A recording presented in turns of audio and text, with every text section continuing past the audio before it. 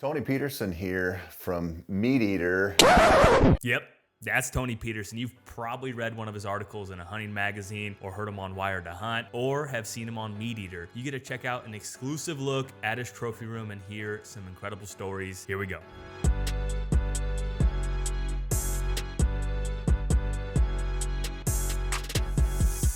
So I want to talk about this deer.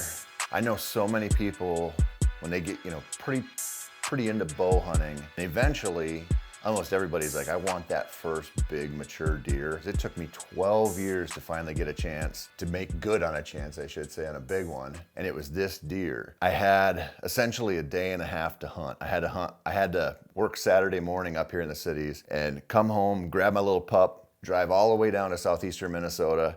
I handed my pup to my buddy's girlfriend and I drove out to the woods, and I had a tree stand on a bean field, a little strip of beans, and it just started to rain as I pulled up. And I was like, man, I've got like an hour and a half left. I gotta run in there. So I got out of my truck. I actually ran all the way through the field road, all the way up, climbed into my stand. And you know how it is in like late September when the rain starts falling, you're like, oh my God, I'm gonna see something. And I remember sitting there in my stand and I looked up and that buck was standing there at like 30 yards. And he walked in to like 8 yards from my stand. But I shot at that buck and I remember my first thought was, I think I smoked him. And he ran out into the middle of that strip of beans and just stopped, looked around like nothing happened. And I was like, oh my God, I think I missed him. And he took off and I thought I heard him crash, but I wasn't sure. And so I got down from that stand because I was not patient. And I was like, I got to see if I hit him. Got down there, blood all over, ran up there, found that deer piled up in the edge of the woods. And just like the coolest, all these little kickers, broken tines. And I just remember standing over that deer and it changed everything. Another deer that taught me so much was this velvet buck tucked back here behind this 8-pointer. This is a North Dakota public land deer. And I drove out there and I had 2 days to glass, a couple days to hunt. And I glassed the first night and this buck was the last deer to come out. And in my head, I was like, that's a velvet booner. I thought he was 170 inches. And I watched him through the binoculars. I watched him through the spotting scope. The next morning, I got back up there super early to glass. He comes back, but he comes back on a different river crossing way downstream. So I talked to my buddy who I was hunting with, and I was like, dude, you're gonna hang a stand on that crossing. I'm gonna hang a stand on this crossing. We're gonna kill this deer. And it's like 95 degrees with a 35-mile-per-hour wind. The worst deer hunting conditions. And the first deer that I see is this buck. And I'm sitting there and that buck pops up on the main trail, 25 yards away from me. I draw back and don't aim and just shoot right over his back. Just total buck fever.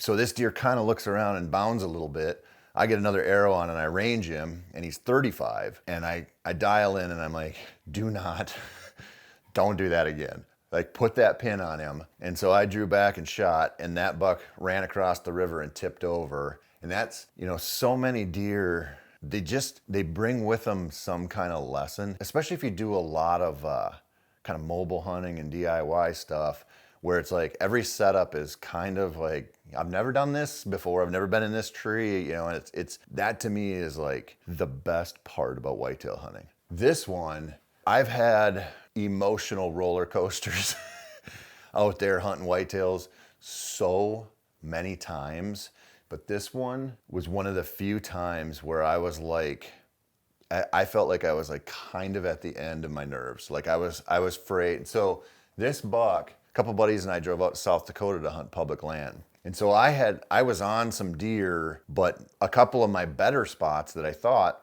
they weren't panning out for whatever reason. And I had a couple buddies who were like, they'd never killed public land whitetails, or it was a different thing for them that trip. So I'm like, I really want these guys to get an opportunity. In the process of setting up, I had watched a couple deer walk over this little hillside off of this road. It was one of those hillsides where it had a bunch of cedars on it that they graze cattle in, and there was fresh growth coming up there. So I went in there with a ground blind for the hell of it. Well, on day 3 of the hunt, I woke up, pouring rain, and I had seen this buck the day before, like a mile down the road on some private. And so I go get into this blind, And at this point of the hunt, I'm kind of like, I should probably shoot anything that walks by because it's going to be a gift. I'm kind of having that internal monologue going on, and I look out and here comes this buck. He looks like the dog from The Grinch That Stole Christmas when he tied the little antlers to his head. And that deer walks into like 20 yards. And I'm like, okay, should I, shouldn't I? And for whatever reason, and people who know me would expect that deer to die. Like if I'm like, I'm going in kill mode, that little buck's in trouble. And as soon as I let that buck walk, I see this rack pop up at like 35 yards and it's him. And I go, oh, holy shit. Like it's go time. And so he walks in and I range him and I shoot and just whack, my top limb hits my blind. Chaos, right? He runs off and I just remember thinking like, man, that was like a 140, 150 type deer. I did not feel very good. I don't remember my pin being on animals very often. I remember my pin being on him. I'm like, how far off would that throw my shot? So then I start thinking like, maybe I hit him somewhere. We get out there and it's real sparse blood trail. And you know, it's kind of like fingers of woods, meadows. And we get through this one and Eric whistles at me and he points and here's this buck bedded in a deadfall looking at us 25 yards away. And so I draw and shoot and it goes tick, tick, tick, tick, boom, right through him. And he takes off and I just looked at Eric and I was like, I think I drilled him. Like I think he's in trouble. And we blood trailed up just a little ways and he was laying there. And I'm telling you, the relief that washed over me on that situation was like, it was like ecstasy. I was like, oh my God, I cannot believe that whole thing worked out that way. These two bucks I killed on public land really close to my house here in the Twin Cities. But this one, you know, it's a clean 6-pointer that went right at the Pope and Young minimum, which is kind of cool because that just doesn't happen very often. But as the gun season was approaching, I was really working this chunk of public land hard. And I got out there one morning and there was a winter wheat field on this property. It was just, you know, little stubby green, but it was the best food there. I mean, there was a lot of other stuff around there. So I sat there and I watched this buck come out and chase some does. And so I came back in there the next morning. So I was getting in there just at first light, ran in and a doe came in and ran down the trail. And so I'm like hauling my bow up, getting my release on, and I look up and this buck's trotting down the field edge coming in. And I mean, I don't have anything ready. And I stopped him before he cut down the hill and I was gonna lose him and shot, and I hit him in the heart, just right through, and he ran and tipped over. It was so cool because it was the first deer that I killed on public land here in the cities. And I had spent quite a bit of time trying to figure some stuff out around here. You know, we got almost 4 million people in the backyard. Like it's just a tough place to hunt. So that one, and he's just kind of cool. That one actually meant a lot to me. And I ended up killing this buck the year after on that same property. And he was pretty cool. Killed him on a scrape, whatever. This is one that lots of people usually want to hear about, I guess. So this buck I killed in 2014 down in Nebraska. And I've written about this buck and talked about this buck a lot, but this is the one where a buddy and I got there. We had just enough time to run our stands up and set them under our trees and get out of there, go back to camp. And we were sitting there in the morning drinking some coffee up way early because we had to go up and set up in the dark. And these trucks just start pulling in. Like, it's like, it felt like a over-the-counter hunt in Colorado. Like, you're just like, for elk, where you're like, oh my God, how many trucks are gonna come in here? How many headlamps are gonna go out this trailhead? So I looked at my buddy and I was like, dude, we better get up there. And so we start hoofing it up the hill and see another headlamp coming up behind us. So we wait at the top of the hill. He walks up. We have a little whispered conversation. And he was this guy from Michigan. I said, well, you know, my buddy's got to stand right up here on the ridge. I'm down 3/4 of a mile. I'm like, where are you going? He's like, I'm right in between you guys. I'll walk in with you and then I'll peel off. And now we have 3 guys on the same ridge. Anyway, we get up there, get set up. Just kind of nice, calm November 7th. Like, okay. You always think, like, what if I get that hot doe? Like, what if finally I get that actual hot doe comes in, she drags every buck in the neighborhood, and I hear a loud grunt, like, and I look over, and it's white racks, just like a carousel around this doe. And I hear a grunt, and then another grunt, and those bucks just start working around her. And so I'm like, this is gonna happen right now, because they're all heading to go down to bed in this creek. The first buck's like a 140, just like a beautiful deer. I stop him, shoot over his back, total buck fever, like meltdown city, knock another arrow, here comes the next buck, and he's like a 120. And I go, merp, merp, merp, merp, merp, and he never stops. I'm like, okay, I'm down to one buck now, and he comes right under my stand. And I dialed all the way down and stopped him at like 7 yards and shot, and he ran toward the edge, and I thought I saw him tip over. And I'm like, I think that buck was a toad, and I think I hit him really well. I text my buddy and I go, I think I just shot a big 10-pointer. And he goes, I just shot an 8-pointer. So I get down and go walk, and he's laying maybe 50 yards away. And as we're like starting to work on him and shoot photos and whatever, the guy from Michigan walks down, and he's like, oh my God, guys, you know, and we're talking to him like, yeah, it was an amazing morning. And he's like, I shot a really good one too. Off the same ridge, one of the neighboring landowners drives in. And it's this old dude, and I've actually seen him driving around a few times.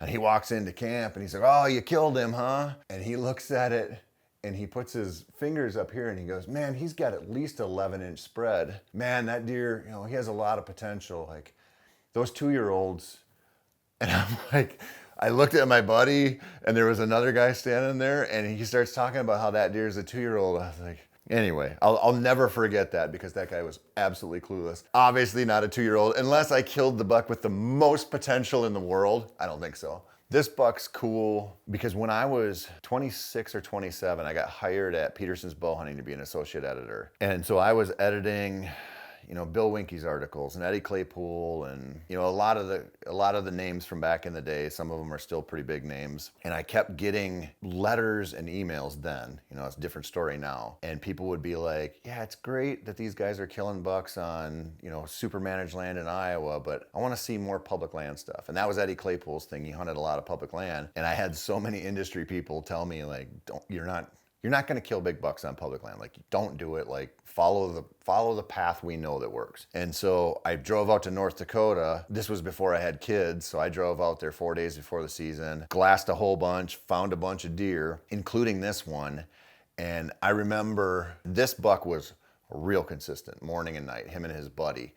And so the first night of the season, I'm like, I have the right wind for this deer. I have a tree, a cottonwood picked out that I think I can get into.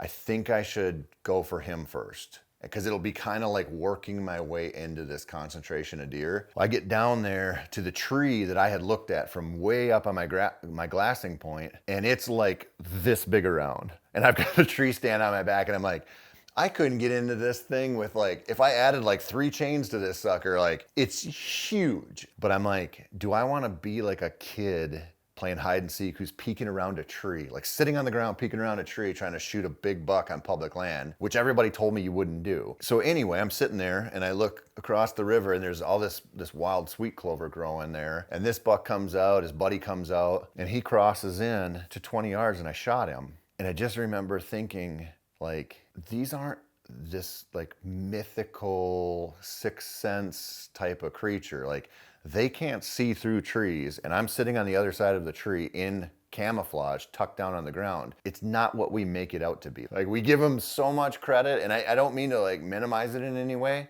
but sometimes you have animals like this, you know, nice old deer, good, you know, 140-inch 8-pointer on public land. He spent a lot of his life there, you know. So this one is fun for me, I guess. So anybody who watched 1 Week in November, a Meateater, this is the buck I killed on the first season. This deer, I owe this buck to my buddy Eric, because he was like, we're gonna go in, but we gotta look at this spot. We gotta try to find a way to set up in this spot because they're gonna cruise there. And I was like, if you give me like a 115-inch 8-pointer, I'm shooting him. Like, I was hunting okay bucks. And we hear, you know, something in the corn, and over my shoulder, the camera guy goes, holy shit. And I look up and here comes this buck he's got some corn stalks in his antlers, right down the trail he's supposed to come down on, and I stop him and thump him. It was one of those shots where I was like, that deer's so dead. This one and a couple other ones, when people walk in here, they're always drawn to it because it's just such a cool, big 8-pointer. And I don't know. It's cool. I like this deer a lot. I actually don't really mount deer anymore. I haven't mounted one in 4 years, partially because of space and it's just a different thing. But I still like to keep them. You know, these are public land deer. But this thing, I know this has nothing to do with whitetails, but this is a baboon skull. And so I had the chance to hunt in South Africa when I was at Peterson's bow hunting. I mean, I literally didn't know anything about African hunting. But one thing I knew was I was not gonna shoot a monkey. And everybody's like, you can shoot a baboon if you want. I'm like, I'm not.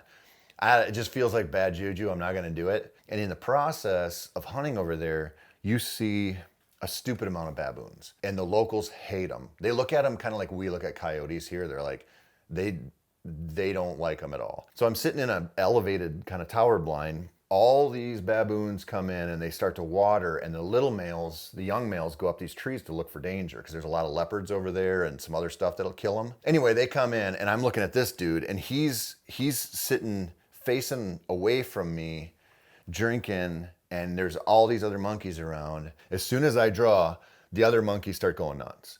And he turns and looks up at me. Like, he's like, I know you're there, you prick, and starts walking away. And I set that pin on him and shot, quartered up through him, and he ran off into the brush beside the blind. And I hear him like, and I'm like, oh God. Like, I thought I hit him really good, like not sure.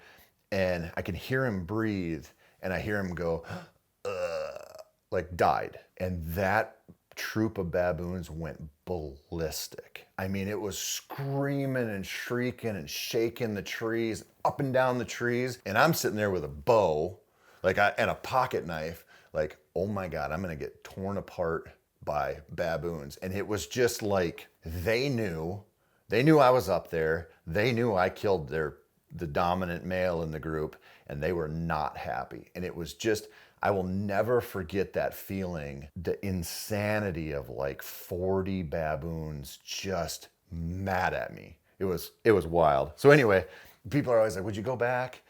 I wouldn't go back for that kind of hunt in Africa. Just didn't do it for me. I wouldn't go back to hunt baboons or whatever, but it was such a surreal experience. And every time I get somebody, like when the kids have their friends over and they come in, like everybody wants to see the baboons. Cool. There you guys have it. Hope you guys enjoyed this episode of Whitetail Cribs. Next week, we're headed to Ohio to visit with none other than Adam Hayes, Mr. 200. In case you missed last week's episode, you can click here and watch Roger Sapper's Iowa Whitetail Crib. It's an awesome episode. See you next Saturday.